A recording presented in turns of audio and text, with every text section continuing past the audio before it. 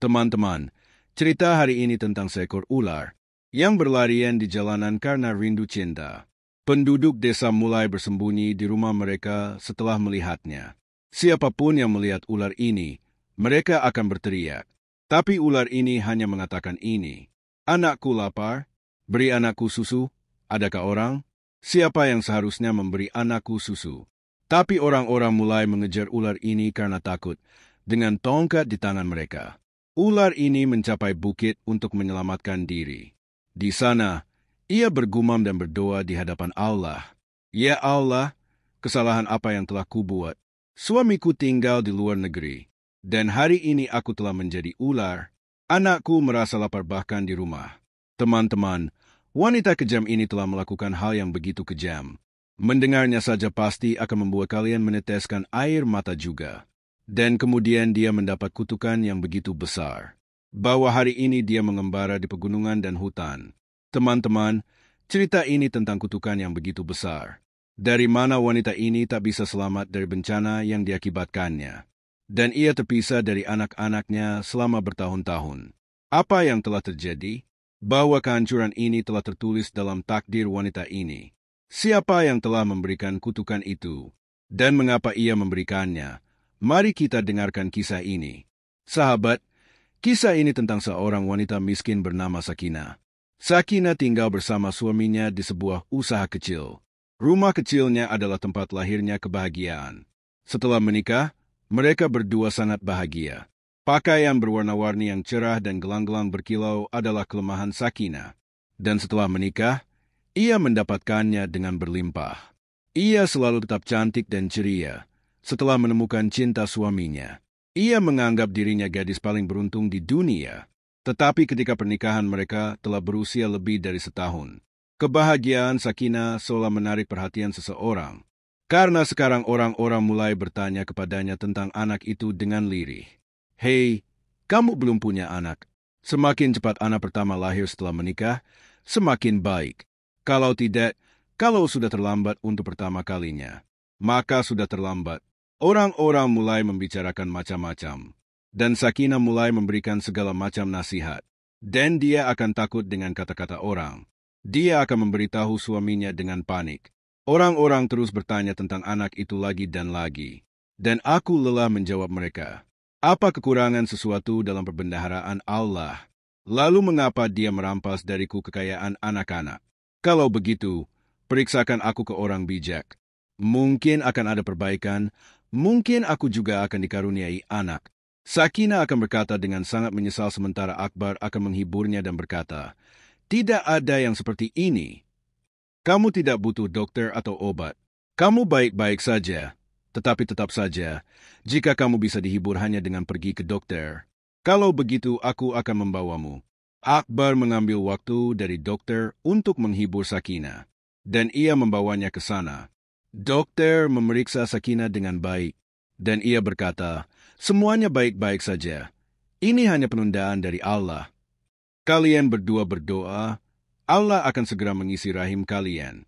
Sakinah sangat berharap setelah datang dari sana, dan ia yakin bahwa ia akan segera menjadi seorang ibu. Sekarang, ia bahagia dan biasa menceritakan hal ini kepada orang-orang, bahwa Allah akan segera mendengarnya, tetapi hari-hari terus berlalu. Dan kabar baik yang ditunggu-tunggu Sakinah. Ia belum menerima kabar itu. Dan Sakinah semakin lemah hari demi hari. Selama masa ini, 5 tahun pernikahan telah berlalu. Dan ketika Sakinah benar-benar putus asa, lalu Allah mengabarkan kabar baik tentang menjadi seorang ibu. Ketika Sakinah menerima kabar ini, ia tak percaya dan menangis terseduh-seduh. Dan berkata, kau bercanda. Tetapi ketika Akbar meyakinkannya dengan cinta, kebahagiaan Sakinah tak terarah. Ia mulai bahagia, dan ia mulai menantikan anak-anaknya lahir ke dunia ini setiap saat. Akbar sangat memperhatikan Sakinah selama masa-masa itu, memberinya semua kebahagiaan. Ia membawakan semua yang dibutuhkan Sakinah. Ia merawat Sakinah lebih dari sekadar dirinya sendiri, dan berusaha menghiburnya. 9 bulan yang panjang dan penuh kesabaran. Setelah penantian yang panjang, Sakinah melahirkan seorang putra yang sangat tampan. Dan setelah menemukannya, dunianya terasa lengkap. Kesunyian yang selama ini menyelimuti rumahnya. Dengan kelahiran putranya, semuanya berakhir. Akbar sendiri juga sangat sibuk mengurus putranya. Saat itu, visa Akbar tiba, dan setelah memberikan Sakinah banyak penghiburan dan penghiburan, dia pergi ke luar negeri demi keberuntungan dan masa depan yang lebih baik. Putra Akbar, Fazal, sudah berusia 3 bulan.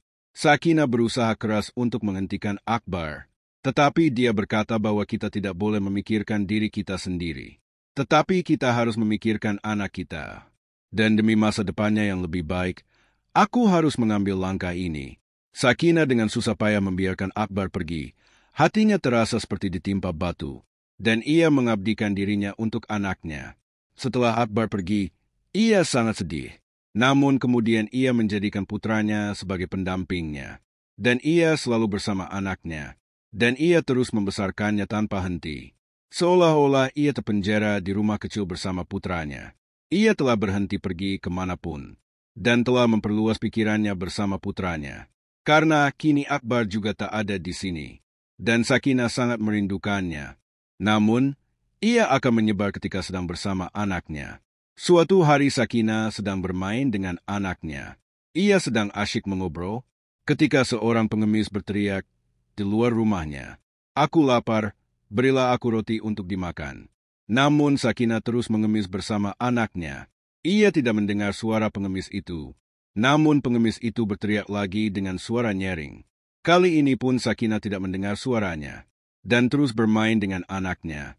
Pengemis itu bisa mendengar suara mereka di luar, dan sekarang ia mulai marah karenanya. Mengapa Sakinah tidak mendengarkannya? Baru kemudian pengemis itu berteriak kepadanya dengan marah, "Keluar dan dengarkan aku." Mendengar suara pengemis yang menggelegar dan 12 birama itu, hati Sakinah bergetar, dan ia segera keluar dengan jijik. Melihat pengemis itu marah, Sakinah gemetar, dan dia berkata, "Maaf, saya tidak mendengar Anda."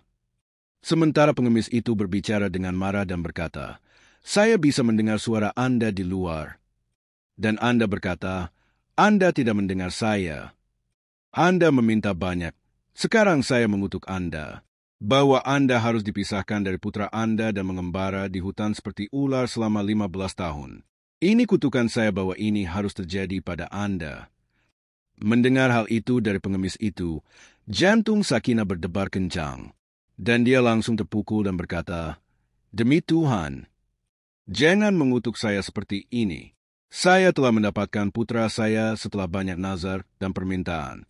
Allah telah lama merampas anak dari saya, dan sekarang saatnya telah tiba untuk hidup dan bermain dengan anak-anak. Jadi Anda mengutuk saya untuk dipisahkan darinya. Jangan lakukan ini padaku, aku akan mati hidup-hidup. Sebagai balasannya, aku akan memberimu apapun yang kau inginkan. Aku akan memberimu, ambil saja kutukanmu." Sambil berkata demikian, Sakinah tersungkur di kaki pengemis itu, dan mulai menangis. Ia juga meletakkan dupatanya di kaki pengemis itu, agar suatu saat nanti ia mau mendengarkan Sakinah dan memaafkannya. Ketika pengemis itu melihat kondisi Sakinah, ia berkata, "Kutukan yang keluar dari mulut itu takkan pernah kembali. Tetapi satu kemungkinan adalah aku akan mempertemukanmu kembali dengan putramu setelah 15 tahun.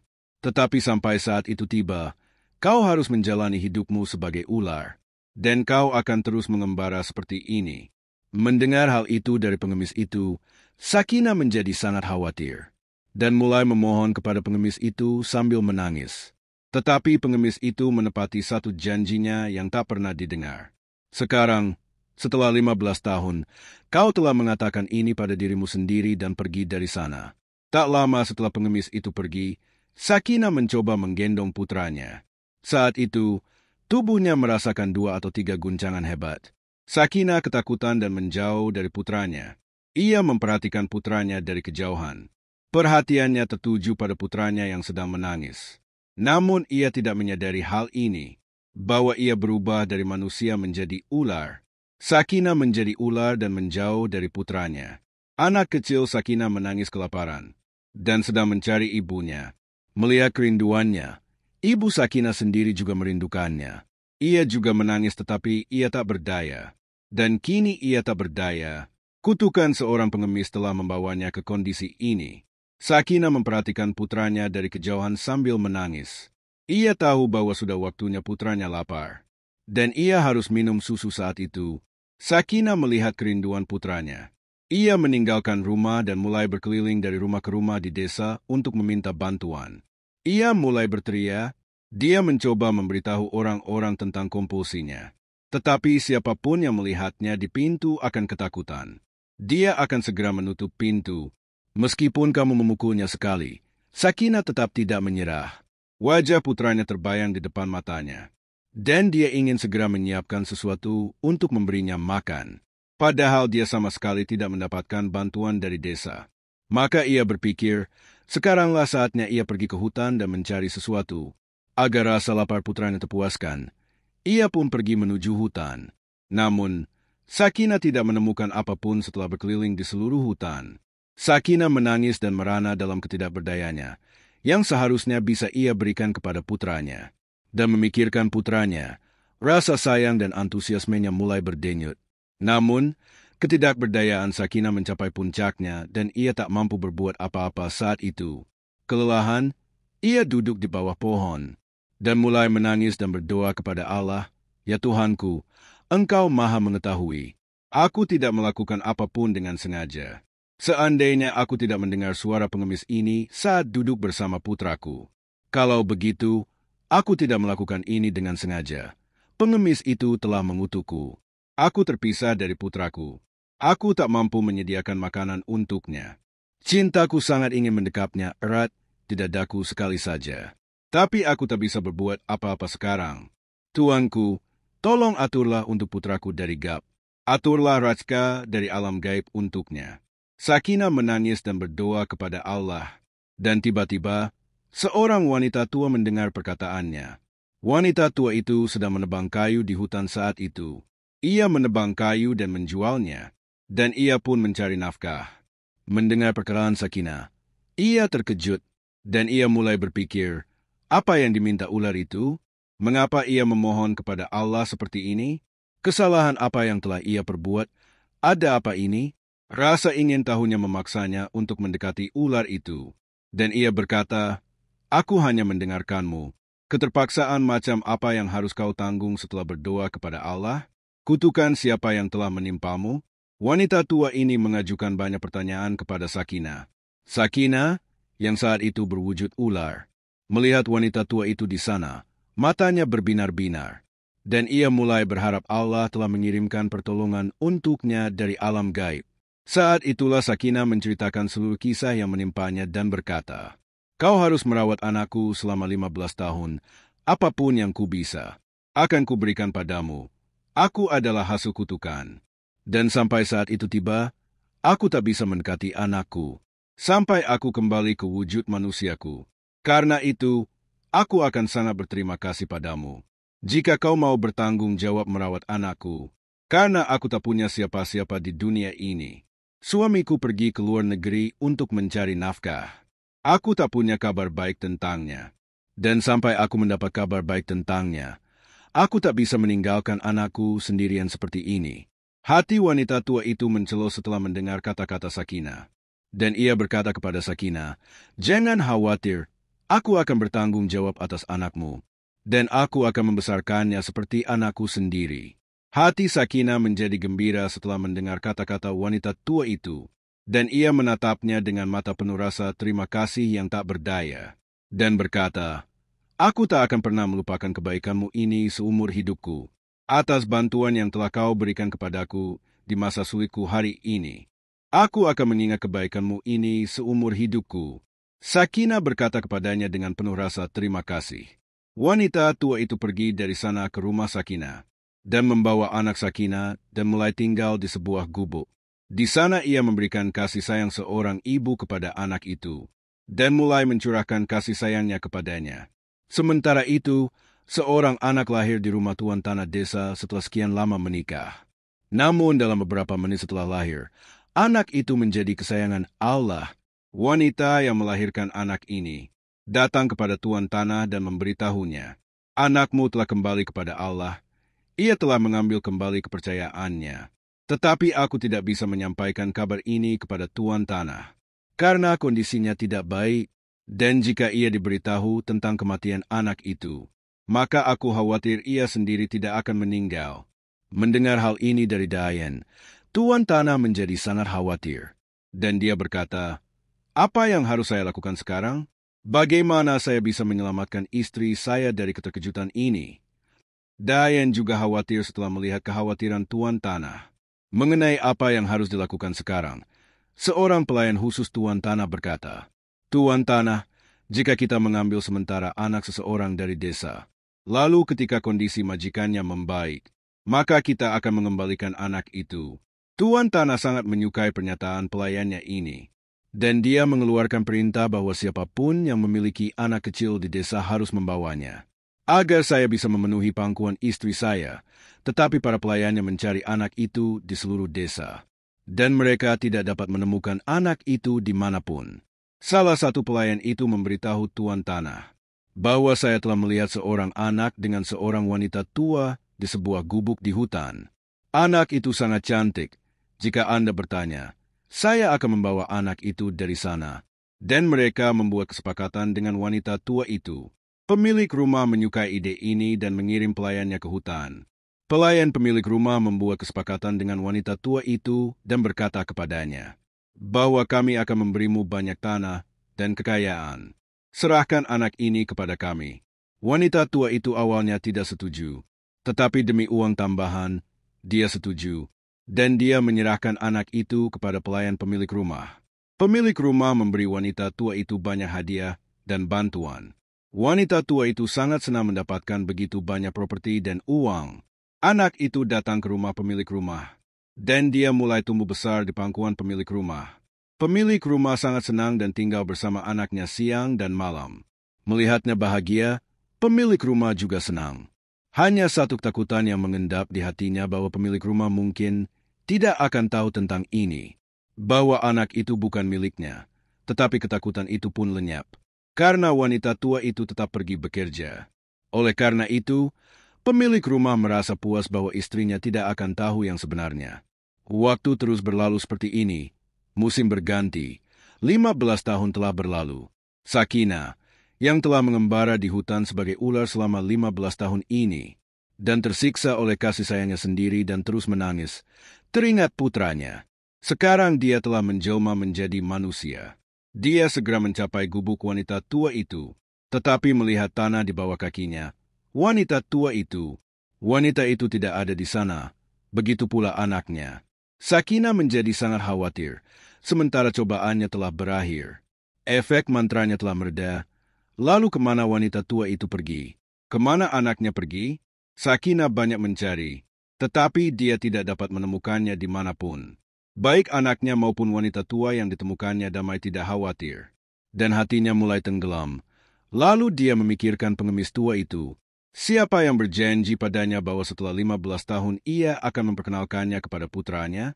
Sakina dengan penuh semangat pergi menemui pengemis tua itu dan menceritakan seluruh kejadiannya. Babaji, kau telah berjanji padaku bahwa ketika efek doa burukku berakhir, maka kau akan memperkenalkanku kepada putraku. Sekarang kau memperkenalkanku kepada putraku. Aku tak bisa hidup tanpanya sedetik pun. Ketika Sakina menangis dan memohon kepada pengemis tua itu, ia menghibur Sakina dan berkata, "Putriku, jangan khawatir, kau akan segera bertemu putramu.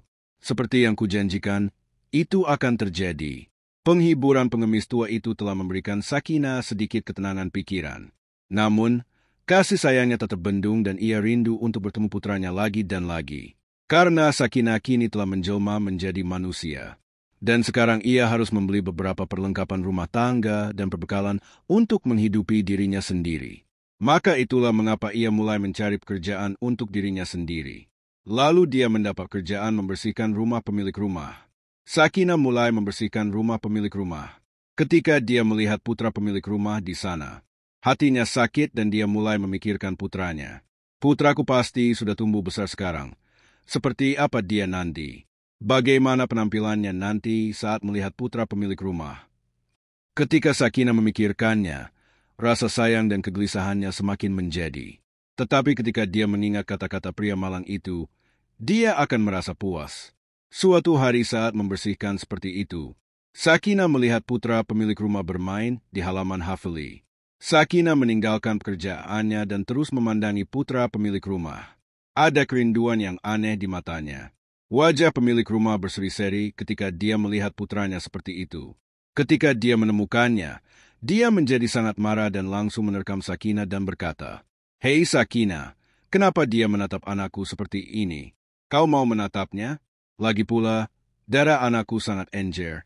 Dia cepat sekali menangkap tatapan itu. "Jangan menatapnya seperti itu." Pemilik rumah memarahi Sakina dengan keras. Mendengar omelan pemilik rumah, Sakina mulai menangis tak terkendali. Dan dia berkata, "Nyonya, saya tidak sedang menatap putra Anda dengan mata saya. Saya juga tidak mau menatapnya. Padahal, saya juga punya seorang putra kecil. Saya sedang memikirkan anak yang hilang di masa kecil. Seandainya dia bersamaku hari ini, usianya pasti sama dengan putramu. Aku sedang memikirkannya." Ketika Sakina menceritakannya kepada pemilik rumah sambil menangis, hati pemilik rumah pun luluh dan ia bertanya kepada Sakina, "Bagaimana putramu bisa tersesat? Apa yang terjadi?" Baru setelah itu Sakina menceritakan seluruh kisahnya kepada pemilik rumah. Mengetahui hal itu, pemilik rumah terkejut dan berkata, "Kau telah menceritakan hal yang sangat aneh. Aku terkejut, aku berdoa untukmu. Semoga Allah mempertemukanmu dengan putramu segera. Kau telah menjalani tapa yang panjang, telah berlatih disiplin seumur hidup. Semoga Allah mempertemukanmu dengan putramu," kata pemilik rumah sambil berdoa kepada Sakina. Maka Sakina pun tak berdaya berterima kasih kepada pemilik rumah. Beberapa hari berlalu seperti ini, ketika tiba-tiba putra pemilik rumah jatuh sakit. Mendengar penyakitnya, pemilik rumah dan pemilik rumah tidak senang. Mereka lega, hati mereka tertuju pada putra mereka. Dan tak satu pun dari mereka membiarkan dia lepas dari pandangan mereka sedetik pun.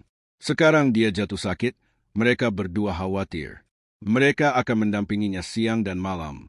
Namun, penyakitnya tidak dipahami. Keadaannya pun tidak membaik. Pemilik rumah telah berobat berkali-kali. Namun, putranya tidak memberikan perubahan apapun. Ia sangat mengkhawatirkan putranya, dan ia ingin menyembuhkan penyakitnya. Lalu suatu hari, pembantunya memberitahunya, "Chauri Sahib, seorang pengemis tua tinggal di desa ini. Doa dan doanya sangat mujarab. Jika kita bisa membuat putra Anda mati karenanya, mungkin ia akan sembuh." Pemilik rumah yang sangat mengkhawatirkan putranya akhir-akhir ini, dan ia telah mencoba berbagai macam pengobatan. Ia berpikir bahwa ia juga harus mencoba membunuh seorang pengemis tua. Itulah sebabnya ia memerintahkan pembantunya untuk membawa pengemis tua ini ke rumah besar.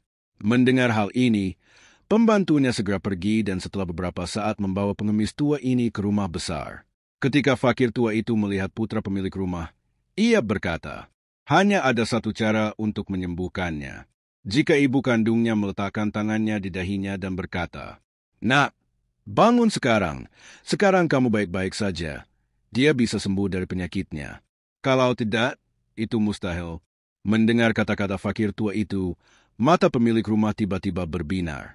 Sementara pemilik rumah sedikit gelisah, pemilik rumah berkata tidak. "Babaji, terima kasih banyak. Saya mengucapkan kata-kata ini sekarang dengan meletakkan tangan saya di dahinya. Dan saya yakin anak saya akan segera bangun." Pemilik rumah berkata tidak.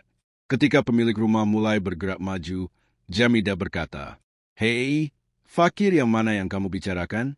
Dia berbicara seperti ini. Dia tidak tahu apa-apa. Bagaimana mungkin kamu tidak mendengarkan kata-kata fakir itu? Saya akan membawa anak saya ke dokter yang baik." Tetapi pemilik rumah berkata tidak. "Apa salahnya mendengarkan pengemis ini? Coba saya coba sekali. Siapa tahu anak saya bisa sembuh dari penyakitnya." Sambil berkata demikian, pemilik tanah itu maju dan meletakkan tangannya di dahi putranya, lalu berkata, "Nak, bangunlah sekarang dan sembuhkanlah penyakit ini. Ibumu sangat gelisah." Sambil berkata demikian, pemilik tanah itu menatap putranya dengan saksama. Namun, tidak ada sedikit pun gerakan pada putranya. Pemilik tanah itu menatap pengemis itu dengan tak berdaya. Lalu menatap pemilik tanah yang matanya berkata, "Sudah kubilang jangan dengarkan pengemis ini." Mata pemilik tanah itu berkaca-kaca. Lalu pengemis tua itu berkata, "Sudah kubilang." Ketika ibu anak laki-laki ini meletakkan tangannya di dahinya, maka dia akan bangun. Kalau tidak, dia tidak akan bangun. Mendengar hal itu, wajah pemilik tanah itu menjadi pucat. Dan ia menatap pengemis itu dengan mata ragu dan berkata, "Baba, apa yang kau katakan? Aku ibunya? Dan mengapa dia tidak mau bangun atas permintaanku?" Lalu pengemis itu berkata, "Tidak, nak, kau bukan ibunya. Jika kau ibunya, dia pasti langsung sembuh dari penyakitnya." Mendengar kata-kata pengemis itu, pemilik tanah itu menatapnya dengan bingung. Cara dia memandangnya sudah cukup untuk meyakinkan pemilik tanah itu. Begitu menyadari fakta bahwa anak laki-laki ini bukan putranya, pemilik tanah itu menangis terseduh-seduh. Sementara pemilik tanah itu memegang tangannya dan mulai menghibur dan menenangkannya serta memberitahunya seluruh kebenaran. Setelah pemilik tanah mengetahui kebenarannya, pemilik tanah itu memerintahkan pelayannya untuk menemukan wanita tua itu dan membawanya kembali, agar dia bisa menyadarkan anak itu. Pelayan itu menemukan wanita tua itu setelah berjam-jam bekerja keras. Namun, ketika ia meletakkan tangannya di dahi anak itu tidak sadarkan diri. Sebaliknya, ia tetap tak sadarkan diri seperti itu, lalu perempuan tua itu menjadi sangat malu. Dan dalam rasa malu itu, ia mengatakan yang sebenarnya, dan mengatakan kepadanya bahwa anak ini bukan anakku, melainkan anak ular. Mendengar seorang pengemis telah mengutuknya, Sakinah, yang ada di sana, terkejut. Dan ia maju dan menatap anak itu dengan saksama. Dan tanpa sadar ia meletakkan tangannya di dahi anak itu dan berkata, "Nak, sekarang bangunlah dan sembuhkanlah penyakit ini." Hanya itu yang ia katakan, dan tubuh anak itu tanpa sadar bergetar, dan ia pun segera sadarkan diri. Melihat ini, semua orang yang hadir terkesima, dan semua orang mulai menatap Sakinah. Lalu pengemis tua itu berkata, "Inilah ibu kandung dari anak ini. Dialah yang melahirkannya. Aku telah mengutuknya, dan karena kutukanku, ia berubah menjadi ular dan mengembara di hutan selama 15 tahun. Dan kini penebusan dosanya telah berakhir. Ia mencari anaknya dan Allah mempertemukan mereka seperti ini. Dan hari ini janjiku telah terpenuhi." Sambil berkata demikian, pengemis tua itu pergi dari sana. Sementara perempuan tua itu mulai meminta maaf kepada Sakinah dan berkata bahwa keserakahan akan kekayaan telah membutakanku. Karena itulah aku menjual putramu kepada tuan tanah. Sementara Sakinah memaafkannya karena putranya tumbuh di rumah yang baik. Tuan tanah itu melipat tangannya di depan Sakinah dan berkata, "Jangan rebut putraku, sesungguhnya ia putramu. Tetapi aku telah membesarkannya siang dan malam. Aku telah membesarkannya seperti anakku sendiri." Melihat kondisi tuan tanah ini, hati Sakinah pun mencelos. Dan kemudian tuan tanah itu berkata kepada Sakinah, "Aku bahagia bahwa putraku telah menemukan ibu kandungnya. Kalau kamu tidak keberatan, kamu bisa tinggal di rumah besar ini sebagai adikku. Aku tidak akan keberatan. Dengan begini kamu bisa tinggal dekat dengan putramu.